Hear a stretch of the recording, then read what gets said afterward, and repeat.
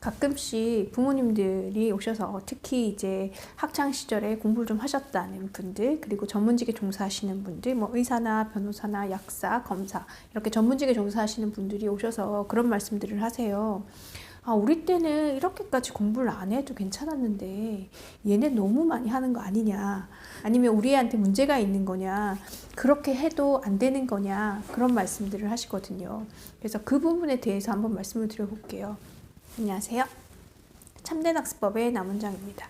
교과서를 위주로 봤을 때는 쉬워진 게 맞거든요. 수학 같은 경우에 특히 이제 초등학교 때부터 한번 보자면 저희 세대뿐만 아니라 제가 학원 업계에 처음 들어왔을 때만 하더라도 보통 한 학기가 8단원이 있었고, 그리고 항상 마지막 단원에는 문제 푸는 방법 찾기라고 해서 다양한 방법으로 문제를 풀 수 있는 그런 것들로 되어 있어서 그것들이 이제 한 학기 분량으로 나갔었거든요. 근데 지금 현재는 6단원으로 되어 있잖아요. 그러다 보니까 많은 부분들이 빠졌고, 그리고 중복되는 내용들은 제외되면서, 그리고 조금 상위권이라고 생각되는 조금 난이도 있는 부분들은 다 이제 중등 과정으로 올라갔고, 그리고 중등 과정에서도 좀 까다로운 부분들은 다 고등 과정으로 올라갔기 때문에 어떻게 보면 초중은 예전보다 더 쉬워졌다라고 볼 수도 있을 거예요. 교과 과정으로만 본다면. 그런데 학생들의 학습량은 점점점 많아지죠. 초등학교 같은 경우에는 시험을 안 봄에도 불구하고 최상위를 꼭 해야 되고, 뭐 심화 문제집을 풀고 이렇게 되는데, 초등에서는 그렇게 변별력을 느낄 일이 별로 없어요.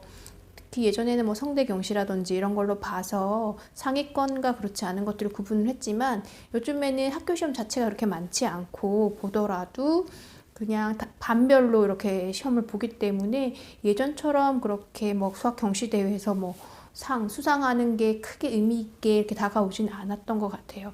그래서 초등 때는 그렇게 좀 널널하게 있다가 중학교에 가서는 교육열이 좀 높다라고 할 수 있는 목동, 강남, 서초, 분당 뭐 이런 곳들은 시험 문제 난이도가 굉장히 있습니다. 근데 이게 왜 이렇게 되는 거냐면 절대평가 세대인 거잖아요.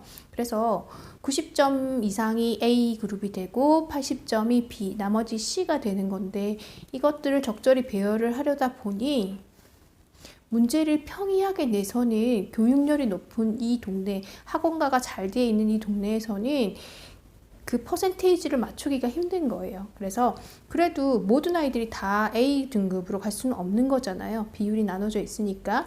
그래서 어느 정도 변별력 있는 문제를 위해서 두세 문제 정도는 까다롭게 출제를 하고, 그럼에도 불구하고 그것들을 맞추는 친구들이 있어요.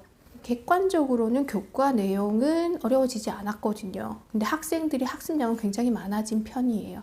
왜냐하면 그냥 평이한 학교를 간다라고 한다면 다를 수 있겠지만, 좀 교육열이 높은 동네에서 중학교를 보내고 있다라고 한다면 걔네는 A 등급뿐만 아니라 어느 정도 상위권 성적을 유지하기 위해서는 학습량이 남달라야 되고, 그리고 이제 선행학습금지법이 있다 보니까 교과 내용에서 그렇게 뭐 어려운 문제를 낼 수 없지 않나라고 생각을 하시겠지만, 실제로 수학이라는 게 다양한 방법으로 풀 수가 있잖아요. 그렇죠? 그래서 선행을 하게 됐을 때, 똑같은 문제지만 선행을 하게 되었을 때 굉장히 빨리 풀 수 있는 방법들이 있는 것이고, 그러지 않은 경우에는 그 강남권에 있는 학교들의 문제, 그 킬러 문제라고 할 수 있는 그런 문제, 한 문제 내지 두 문제 정도를 보게 된다면 걔네는 중학교 과정을 다루는 건 맞아요. 근데 그걸 풀기 위해서는 굉장히 많은 수식이 필요로 한 건데, 그게 만약에 고등 과정에 수상, 수하에서 어느 정도 되어 있다면 굉장히 빠르고 정확하게 풀어낼 수 있는 방법이 있거든요.